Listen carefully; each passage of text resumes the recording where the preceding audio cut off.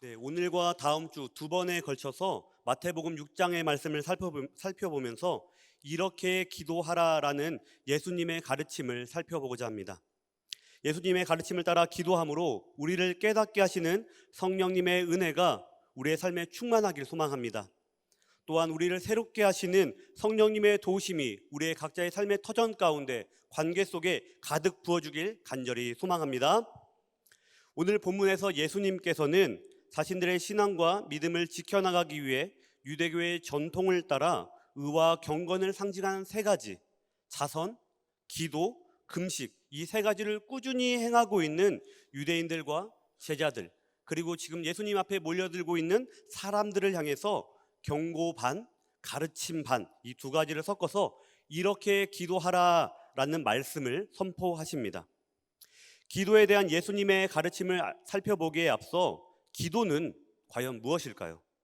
여러분은 기도를 무엇이라고 생각하십니까? 여러분, 기도가 뭘까요?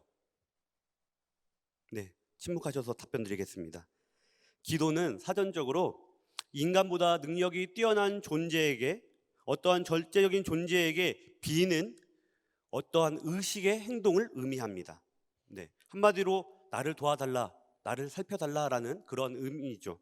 그래서 우리 그리스도인들은 이러한 기도를 흔히 이렇게 이야기를 합니다. 영적인 뭐라고 하죠?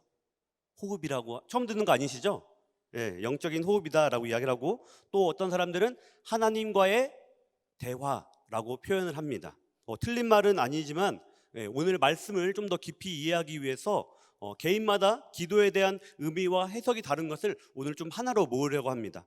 기도가 무엇인지 마태복음 6장 속에서 핵심적으로 설명하는 한 단어가 있습니다. 오늘 읽지는 않았지만 마태복음 6장 1절과 5절의 말씀을 살펴보면 기도가 무엇인지 한 단어로 공통되게 표현하는 것이 있습니다. 한번 찾아보시겠습니까? 글씨가 좀 작긴 하지만 한 화면에 좀 담으려고 좀 작게 했습니다. 여러분, 1절과 5절에 보면 공통되게 보이는 단어가 있습니다. 뭘까요? 찾으셨습니까? 못 찾으신 분들 위해 정답 화면도 준비했습니다. 한번 보여주시겠어요? 동일한 단어가 뭡니까? 상입니다. 예수님께서는 기도의 그 결과를 상으로 표현하셨는데, 이는 상이라는 단어가 가지고 있는 어원적인 의미에 일을 한 사람이 일을 시킨 사람에게 당연히 받아야 되는 것, 삭시라고 하기도 하고 몫이라고도 하는데, 이런 것을 포함되어 있기 때문에 기도는 기도를 한 사람이 기도를 들으시는 하나님께 응답이라는 목, 상을 당연히 받아야 된다라는 것으로 예수님께서는 지금 표현하고 말씀해 주시는 것입니다. 기도에 대한 여러 표현이 있는데 오늘과 다음 주에는 이 기도가 무엇인가, 기도의 응답은 상이다라는 것을 좀 기억하면서 말씀을 나누고자 합니다. 쉽게 말하면 우리는 감사하고 행복한 상황에서 당연히 기도를 합니다.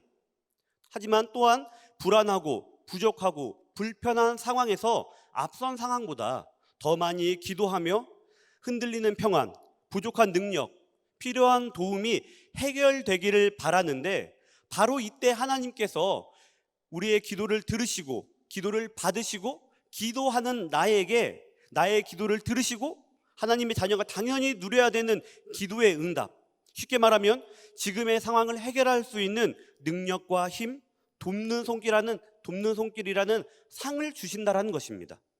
또한 어려움을 견디며 인내할 수 있는 위로와 지혜와 담대함이라는 상을 기도하는 사람에게 하나님께서 주신다라는 것입니다. 그렇다면 여러분, 기도의 응답이 상이라면 여러분들은 어떠한 상을, 어떠한 기도의 응답을 받고자 하십니까? 오늘 이 밤도 주님께 기도하며 주님께 응답을 받기 위해 나오지 않으셨습니까? 시간 내서 나오신 거 아니죠? 주님께 기도의 응답과 상을 받기 위해 나오신 거 맞죠? 네. 그렇다면 내가 어떤 상을 받고 싶은지 기도하며 이야기를 해야 되는 거 아니겠습니까? 여러분, 그러면 어떠한 상을 하나님께 받고 싶으십니까? 하나님께 어떠한 선물을 받고자 하십니까? 고린도전서 12장의 말씀을 보면 하나님께서 하나님의 자녀들에게 성령의 은사, 선물을 주신다라는 것들이 기록되어 있습니다. 화면을 보면 여러 가지 것 8절부터 10절까지의 말씀에 하나님께서 주신다고 약속하신 선물, 상이 기록되어 있는데 여러분 어떠한 상을 받고 싶으십니까? 지혜 필요하십니까? 지식 필요하십니까? 믿음 필요하십니까? 병 고치는 은사를 받고 싶으십니까? 능력 행함과 예언과 영 분별함과 방언함과 방언을 통변함, 그리고 이 안에 담겨있지 않는 수많은 성령의 능력을 받고 싶으십니까? 저만 받고 싶은 거 아니죠? 네. 이 성령의 능력과 은사가 중요하고 우리 삶에 분명한 도움과 힘과 능력, 위로가 되는 것은 맞지만 하나님께 기도하는 우리에게, 하나님께 기도의 응답, 상을 받고 싶어하는 우리가 가장 먼저 1순위로 바라보고 구해야 되는 상은 아닙니다. 분명 고린도전서 12장에 있는 은사, 13장에 있는 사랑, 중요하고 필요한 은사이며 선물인 것은 맞지만 기도하는 우리가 가장 먼저 받아야 되는 것은 하나님께서 나를 향한 계획이 무엇인가라는 것입니다. 우리는 지혜가 필요하고 지식이 필요하고 영분별이 필요하고 성령의 행함도 필요하지만 그보다 가장 먼저 기도를 통해 하나님께 받아야 되는 가장 중요한 첫 번째 상은 하나님께서 나를 향해 어떠한 계획을 가지고 계신가라는 것을 깨닫는 것입니다. 그리고 그 깨달음에 순종하는 것이 우리가 가장 첫 번째로 구해야 되는 상이라는 것입니다. 기도를 통해 나를 향한 하나님의 뜻과 계획을 알게 된다면, 그것을 상으로 받게 되고 순종하게 된다면, 혹 내 안에 지혜가, 지식이, 건강이, 삶의 터전이 조금 불안하고 부족하더라도 그 모든 것을 이겨낼 수 있는 힘과 능력과 위로가 있다는 것입니다.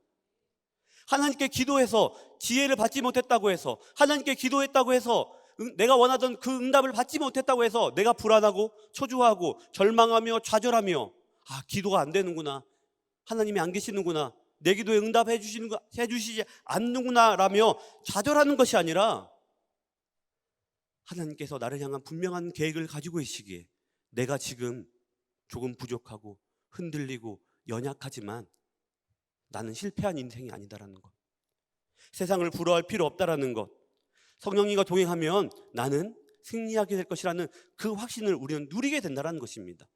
그렇게 우리가 기도하는 가운데 가장 먼저 구해야 되는 것은 나를 향한 하나님의 계획과 뜻을 분명히 알고 그것에 순종하는 것입니다. 기도가 하나님으로부터 받는 상이라는 공동된 이해를 가지고 예수님의 말씀처럼 이렇게 기도하는 것이 어떠한 의미인지 오늘은 두 가지의 측면에서 살펴보고자 합니다. 그런데 예수님께서는 분명히 우리에게 이렇게 기도하라라고 말씀하셨고 가르침을 주셨습니다. 그런데 생각해보면 지금 이렇게 기도하지 않는 유대인들이 있었고 제자들이 있었고 무리들이 있었고 또한 동시에 이렇게 기도하지 않는 우리의 모습 또한 있었음을 우리는 분명히 깨닫고 반성해야 할 것입니다. 예수님께서는 이렇게 기도하지 않는 사람들을 향해서 5절 말씀처럼 외식하는 자, 신앙의 행함에 대한 참된 의미를 깨닫지 못하고 기도가 무엇인지 알지 못하고 겉으로 표출되는 것에만 집중하며 의로운 척하는 위선자라고 강력하게 경고의 말씀을 하십니다. 예수님의 이 경고에 한 신학자는 이렇게 말했습니다. 제가 읽어드리겠습니다. 그리스도인이 기도의 목적과 의미대로 하지 않는 기도는 신적인 존재를 조작하고 조롱해서 신이 가진 초자연적인 능력을 인간의 욕구 충족에 이용하려는 주술과 같다라고 말합니다. 여러분, 이 의미를 이해하시겠습니까? 기도의 의미가, 기도가 왜 하나님께 온전히 드려지지 못하고 있는지 우리가 깨닫지 못한다면, 기도가 정말 무엇인지를 온전히 깨닫지 못한다면 하나님께 기도하지 않고 다른 신, 다른 만몬이든지 다른 종교이든지 다른 신에게 주술적인 의미로 기도하는 것과 동일하다라고 말하는 것입니다. 우리가 하는 기도가 예수님의 가르침에 합당한 기도 되기를 간절히 소망합니다. 예수님의 가르침에 합당한 기도가 되어 주님께서 예비하신 그 상을 풍성히 누리는 기도의 응답을 받는 우리 모두가 그런 기도자가 되기를 간절히 소망합니다. 그런 의미로 마태복음 6장 5절과 6절의 말씀을 함께 읽겠습니다. 마태복음 6장 5절과 6절 말씀입니다. 또 너희는 기도할 때에 외식하는 자와 같이 하지 말라.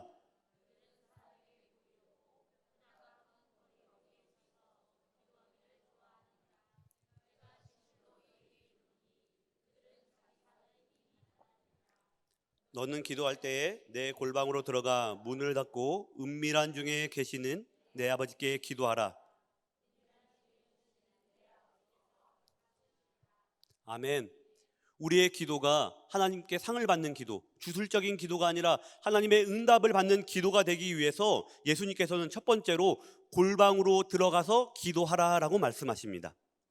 앞서 이야기한 것처럼 유대인들은 의와 경건을 지키기 위해, 나타내기 위해 전통을 따라 아침 저녁 하루 최소의 3번의 이상의 기도를 했는데, 규칙적으로 기도하는 것은 바람직하고 좋은 것이지만 예수님의 시선으로 바라보았을 때는 유대인들이 기도하는 태도와 장소가 잘못되었던 것입니다. 예수님은 5절 말씀처럼 사람들이 당연히 많이 모일 수밖에 없는 회당과 큰 거리에서 기도하는 것은 기도를 들으시는 하나님을 향해, 나를 향한 하나님의 뜻과 계획을 알기 위해 하는 기도가 아니라 회당과 거리에서 자신을 바라보고 있는 타인, 다른 사람들을 향해서 나의 믿음과 나의 의로움을 가시하기 위해 하는 위선적인 행동이다라고 경고하십니다. 그리고 6절의 말씀처럼 그러한 행위를 경고하시면서 어디로 들어가라라고 말씀하십니까? 골방으로 들어가라라고 말씀하십니다. 왜 골방으로 들어가라라고 말씀하신 것일까요? 골방이 갖는 의미가 있기 때문입니다. 첫 번째는 당연히 나와 다른 사람, 환경의 상황에 신경 쓰지 않고 나의 기도를 들으시고 응답, 상을 주시는 하나님께만 전적으로 오직 집중할 수 있는 공간이 바로 골방이기 때문입니다. 하나님과 기도자 이외에는 아무도 없는 그 공간에서 하나님과 나 1대1로 나를 향한 하나님의 뜻을 구하고 나의 부족함과 연약함을 하나님께 다시금 고백하며 하나님의 능력으로 다시금 일어날 수 있도록 구하는 대화, 그 대화할 수 있는 공간이 바로 골방이라는 것입니다. 그리고 이 골방의 두 번째 의미는 골방은 가장 중요한 곳이라는 의미입니다. 어떤 곳이요? 가장 중요한 곳. 골방은 특별한 곳을 보관하던 작은 창고와 같은 것을 의미하는데, 당시 로마 식민지의 시대상을 고려하면 골방은 내가 절대 빼앗겨서는 안 되는 재산, 보물 혹은 식량을 은밀하게 보관하던 공간입니다. 다른 사람에게 공개할 수도 없고 들켜서도 안 되는 곳이 바로 골방인 것이죠. 그래서 예수님께서는 사람들에게 자랑하기 위해, 보여주기 위한 공간이 아니라 타인에게 공개할 수 없는 곳, 침해받지 않는 곳, 어떠한 면에서는 자신의 생명과도 같은 은밀하고 소중한 그 공간에서 하나님께 집중해서 1대1로 기도하라라고 가르쳐 주시는 것입니다. 회당에서, 거리에서 기도하는 것 필요할 때도 있고 해야 할 때도 있지만 그것이 기도의 전부가 본질이 아니라는 것입니다. 사람들이 많은 곳에서 기도하다 보면 자연스럽게 어쩔 수 없이 다른 사람에게 신경을 쓰게 된다는 것이죠. 그러지 말고 골방으로 들어가라라는 것입니다. 즉, 기도는 사람의 눈과 귀를 의식하며 하는 것이 아니라 당연히 하나님을 향해서만 해야 하는 것입니다. 2주 전에 중고등부가 여름 캠프를 다녀왔습니다. 1일차, 2일차 저녁에 찬양을 하고 이제 기도하는 시간이었는데, 제가 아이들한테 기도할 때 좀 이야기를 했죠. 옆 사람 신경 쓰지 마라. 통성으로 기도를 하는데 통성 기도에 경험이 없는 친구들은 옆 친구를 모릅니다. 이렇게 얼마나 오래 하나, 얼마나 오래 하나. 그리고 기도가 한 2, 3초 안에 끝나요. 이제 보통 애들이. 그리고 나서 길게 하는 애를 쳐다봅니다. 얼마나 더 오래 하나, 무슨 말을 하나. 그리고 또 이제 목자님들 중에 이제 뜨겁게 방언으로 기도해 주시는 분도 계시거든요. 안어 더 기도해 주시는 분도 계시고. 그러면 애들이 뭐 생각하는지 아십니까? 이 사람이 갑자기 왜 이러나 라면서 기도에 집중하지 못하는 거죠. 그게 왜 그럴까요? 골방에 들어가 1대1로 하나님을 만난 경험이 없기 때문입니다. 옆 사람의 신경 쓰지 않고, 옆 사람의 소리에 신경 쓰지 않고 하나님께 나의 마음과 상황을 아뢰는 그런 기도의 경험이 너무나 적기 때문에 3초 이상 기도하는 것은 너무나 힘들죠. 2일차 저녁에 제가 안수하고 이제 애들을 위해서 이제 축복의 기도를 해주는데 끝나고 나서 한 아이가 이렇게 얘기하더라고요. 목사님 어디서 연습하고 오셨어요? 라고 하더라고요. 그래 무슨 말이야 했더니 그렇게 기도를 오래 하는 사람은 자기가 처음 봤다는 거예요.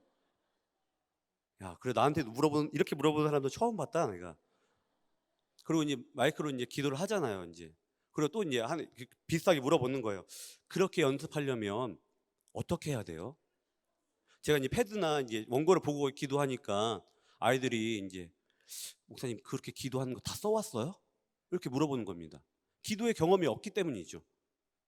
하나님과 1대1로 만나며 뜨겁게 기도해 본 경험, 골방으로 들어가 다른 사람을 신경 쓰지 않고 하나님의 음성을 듣기 위해 전적으로 집중했던 경험이 우리 아이들에게 아직은 부족했기 때문에 그런 이야기가 나오는 거죠.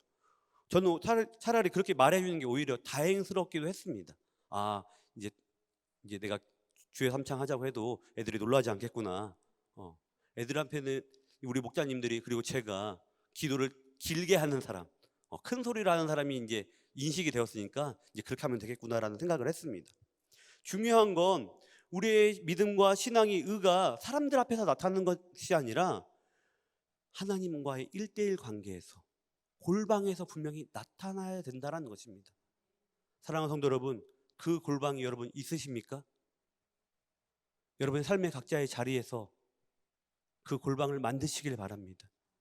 다른 사람을 신경 쓰지 않고 주님께 정말 뜨겁게 기도할 수 있는 그 골방이 여러분 가운데 만들어지길, 지켜지길 간절히 소망합니다.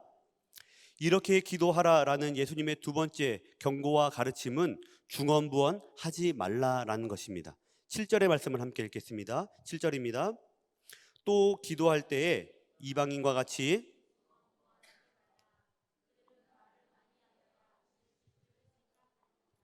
아멘.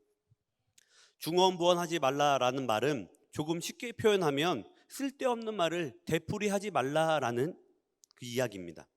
이는 마치 열왕기상 18장에서 엘리야 선지자가 바알 추종자들과 대결할 때 바알 추종자들이 하나님이 아니라 바알이 참되고 더 강한 신임을 증명하기 위해서 이른 아침부터 낮까지 바알의 이름을 큰 소리로 외쳐 불렀을 때, 심지어 자해를 하면서까지 기도했지만 아무런 응답도 받지 못한 것처럼 하나님을 향하지 않는 기도는 아무리 큰 소리로 해도, 아무리 길게 해도, 아무리 간절히 한다 할지라도 그 어떠한 응답, 상을 받지 못하는 허무한 것임을 우리는 깨달아야 합니다.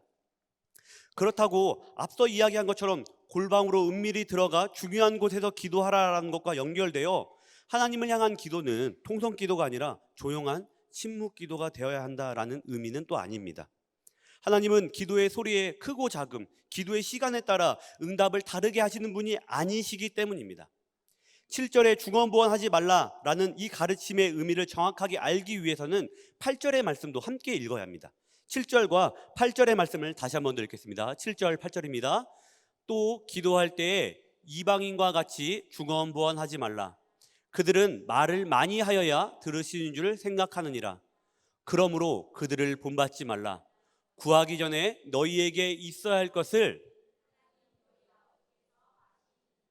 아멘. 예수님께서는 지금 제자들을 향해서, 무리들을 향해서, 그리고 지금 우리들을 향해서 기도할 때 중언부언, 쓸데없는 말을 반복해서 안 되는 이유를 우리가 기도하기 이전에 8절의 말씀처럼 우리에게 있어야 되는 것, 우리의 부족함과 연약함, 그 궁핍함을 누가 알고 계신다고 말합니까? 하나님께서 이미 알고 계시기 때문에 중언부언할 필요가 없다라고 말하는 것입니다. 그렇다고 이 말씀이 하나님께서 우리의 삶을 다 알고 계시니, 우리의 부족함, 연약함, 우리의 아픔을 알고 계시니 건강과 가정과 자녀, 진로와 삶의 터전 등 무거운 마음과 힘겨운 상황을 위해서 기도할 필요가 없다라는 말은 또 아닙니다. 네. 하나님께서 아시는 건 맞지만 기도는 해야 됩니다. 왜 그러냐면 말씀을 시작하며 기도의 응답을 제가 무엇이라고 표현했습니까? 상이라고 표현했죠. 무엇인가를 했을 때 받는 것이 상이지 않습니까? 당연히 받아야 되는 목과 그 결과가 상입니다. 그러면 기도라는 행위가 당연히 있어야겠죠. 기도라는 행위를 하고 기도의 그 행위의 응답인 상을 받아야 된다는 것입니다. 중요한 건 우리의 기도를 통해 하나님의 뜻을 알게 되고 우리의 부족함과 연약함을 기도를 통해 극복할 수 있다는 것입니다. 기도는 우리 그리스도인의 신앙과 믿음을 지키고 성장하며 성숙할 수 있는 중요한 통로이기 때문에 우리가 꼭 행해야 하는 신앙 행위가 분명합니다. 예수님께서는 7절과 8절의 말씀을 통해 경고하시며 가르쳐 주시는 기도의 본질적인 의미는 나를 향한 하나님의 뜻과 계획을 알지 못하고 때로는 하나님의 뜻을 받아들이지 못하고 내가 내린 결론, 내가 원하는 응답으로 바뀔 때까지 중언부언하며 불필요한 기도를 하는 것이 무의미하다라고 말씀해 주시는 것입니다. 기도의 가장 첫 번째 이유가 무엇이라고 했습니까? 나를 향한 하나님의 뜻을 알게 되는 것이라고 얘기했죠. 그 의미를 알게 되었음에도 하나님께서 나를 향한 그 계획을 바꾸기 위해 몸부림치는 기도를 할 필요가 없다라는 것입니다. 나에게 주신 은혜가 있고 도움의 손길이 있지만 그보다 더 큰 것을 더 누리기 위해 굳이 애써 기도할 필요가 없다라는 것입니다. 내가 내린 결론, 내가 원하는 응답으로 바뀔 때까지 우리는 기도하는 사람들이 아니라 하나님의 뜻을 알기 위해, 하나님께서 예비하신 그 은혜를 누리기 위해, 주신 은혜를 빼앗기지 않기 위해 기도하는 사람이 되어야 합니다. 기도자의 마음과 입술에는 나는 하나님께 기도할 수밖에 없는 존재다, 나는 하나님을 전적으로 신뢰하며 의뢰할 수밖에 없는 존재다, 들려주신 그 말씀에 순종하며 나아갈 수밖에 없는 존재다 라는 그 고백이 담겨 있어야 된다는 것입니다. 그 고백이 담겨 있지 않는, 그러한 순종이 담겨 있지 않은 기도는 외식하는 자, 이방인의 기도, 중언부언하는 자, 그런 기도가 될 뿐이라는 거죠. 사랑하는 성도 여러분, 우리 그리스도인이 꼭 행해야 되는 기도는 기도의 능력을 부정하며 중단되어서는 안 됩니다. 의미가 또 변질되어서 형식만 남아서도 안 됩니다. 또한 결과에만 집착하다가 하나님마저 사라져버리고 내 욕심만, 내가 바라는 결과물만 남게 되는 것이 아니라 나를 향한 하나님의 뜻을 분명히 알기 위해, 하나님의 그 은혜를 구하기 위해 하나님 한 분께만 집중하며 골방으로 들어가 주님, 제가 주님 없이는 살 수 없습니다. 주님의 뜻을 깨닫지 못하고서는 이 험난한 인생을 살아갈 수 없습니다라고 고백하는 기도가 우리의 입술에 있어야 된다는 것입니다. 여러분, 자녀를 위해 기도하시죠? 자녀가 지혜롭기를, 좋은 학교에 진학하며 좋은 직장에 취업하기를 기도하시죠? 하지만 그보다 더 앞서 기도해야 되는 것은 우리 자녀들이, 우리 다음 세대들이 하나님을 만나기 위해 기도하셔야 됩니다. 하나님을 인격적으로 만나고 하나님만이 유일한 우리가 바라보고 예배해야 할 분, 찬양하며 기도해야 할 분이라는 것을 깨닫는 기도가 우리 자녀를 위한 기도의 첫 번째가 되어야 합니다. 그렇지 않으면 자녀가 좋은 대학에, 좋은 직장에 취업하고 진학하는 것이 무슨 소용이 있겠습니까? 좋은 대학에, 좋은 직장에 들어가서 하나님과 멀어지기보다 조금은 더딘 걸음을 갈지라도, 조금 힘겨운 걸음을 갈지라도 주님과 동행하며 걸어갈 때 그 인생이, 그 걸음이 푸른 초장으로 걸어가는 인생의 걸음 될 줄로 믿습니다. 그러기 위해서 우리가 어떻게 해야 됩니까? 앞선 세대인 우리가 먼저 그렇게 주님께 기도하며 나아가야겠지요. 나를 향한 하나님의 뜻이 무엇인지, 나를 인도하시는 하나님의 그 계획이 무엇인지를 묻고 듣고 순종하는 그런 기도가 있어야겠지요.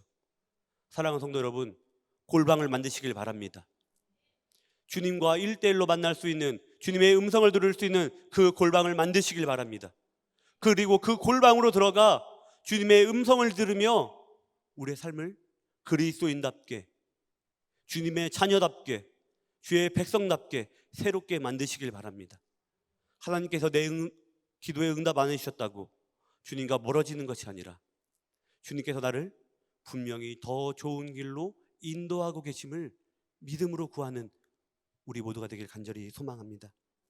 예수님께서 이렇게 기도하라라는 말씀을 따라 우리 모두가 기도의 참된 의미를 깨닫고 하나님과 지속적으로 기도할 수 있는 중요한 시간과 공간을 만들고 정하고 지켜가길 원합니다. 또한 내가 얻고자 하는 기도의 응답이 아니라 나를 향한 하나님의 음성을 듣고 그 음성에 순종하는 기도자가 되기를 간절히 소망합니다. 참된 기도를 통해 우리의 신앙과 삶이 더욱더 성장하고 성숙되기를 원합니다.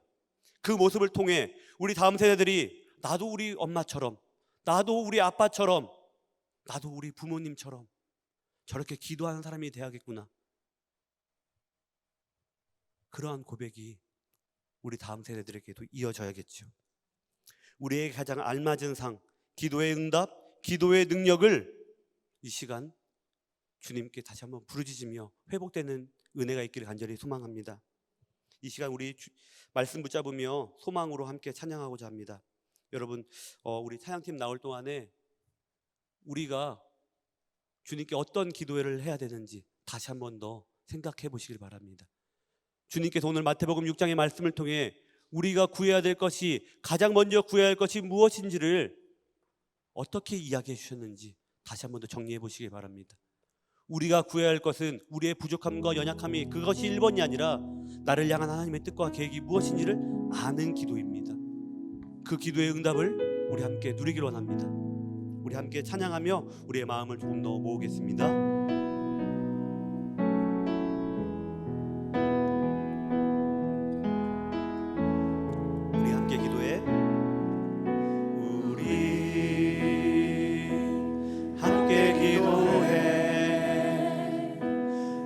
앞에 나와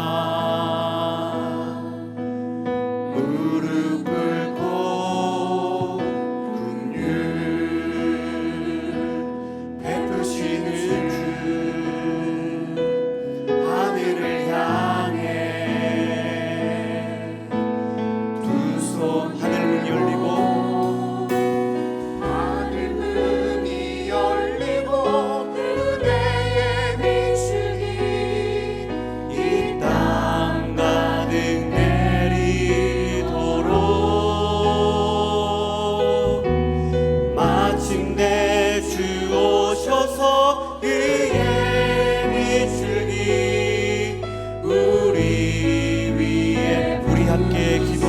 앞에 나와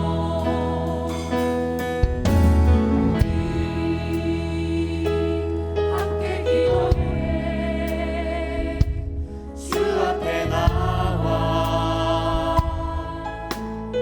무릎 꿇고 긍휼 베푸시는 주, 하늘을 향해. 처음부터 다시 한 번 더 고백합니다. 우리 함께 기도해. 우리 함께 기도해. 주 앞에 나와 무릎 꿇고 긍휼 베푸시는 주, 하늘을 향해 하늘 문이 열리고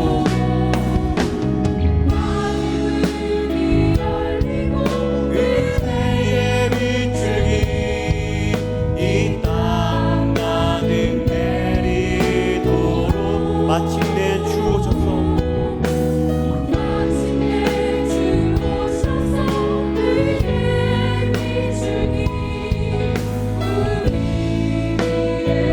하늘 문이 열리고 의의 비추기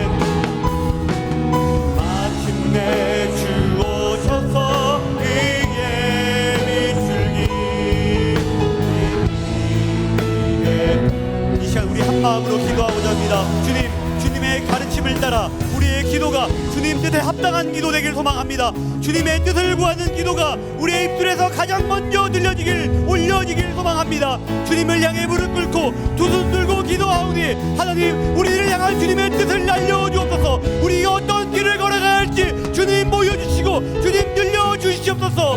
우리의 이 간절한 기도가 주님 주의 음성으로 응답되어지길 간절히 소망하며 나아갑니다. 주의 은혜를 부어주옵소서. 주의 빗줄기를 나에게 내려주옵소서. 주님 주의 음성에 들려지는 귀한 은혜의 밤 되기를 소망하오니 하나님 주의 음성 들려주옵소서. 나의 걸음이 어디로 걸어가야 할지 음성 들려주옵소서. 이 시간 주의 뜻과 계획을 알기 위해 주의 음성을 듣기 위해 주님의 이름 한 번으로 무릎 부려